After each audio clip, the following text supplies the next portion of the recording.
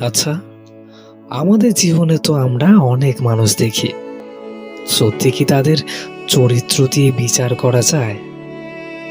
কখনো কখনো মনে পড়ে সেই মানুষটার কথা, যে বলেছিল সারা জীবন পাশে থাকবে, কিন্তু আজ সে আর আমার পাশে নেই, আছে অন্য কারো সাথে। কখনো বা মনে পড়ে সেই বন্ধুটির কথা, যে বলেছিল তোর বিপদে সবার আগে আমি পাশে থাকবো, কিন্তু যখন সত্যিকারের দরকার হয় তখন আর পাশে কাউকেই পাওয়া যায় না।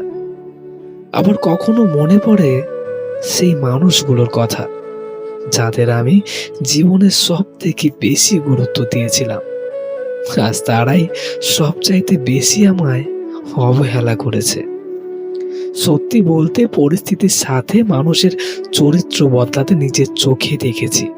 তাই চরিত্র দিয়ে আজকাল আর মানুষকে বিচার করি না, এসব পাঠ অনেক আগেই তুলে দিয়েছি। গল্পটি কেমন লাগলো? যদি ভালো লেগে থাকে লাইক, কমেন্ট, শেয়ার এবং সাবস্ক্রাইব করতে ভুলবেন না। গল্প লিখেছেন সৌমেন সিংহ রায়। গল্প পাঠে আমি কুশ দাস।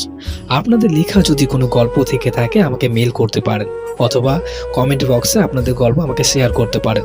আমি আপনাদের গল্প তুলে ধরার চেষ্টা করব। দেখা হচ্ছে পরের ভিডিওতে। ততক্ষণ পর্যন্ত ভালো থাকবেন, সুস্থ থাকবেন, নিজের যত্ন নেবেন। ধন্যবাদ।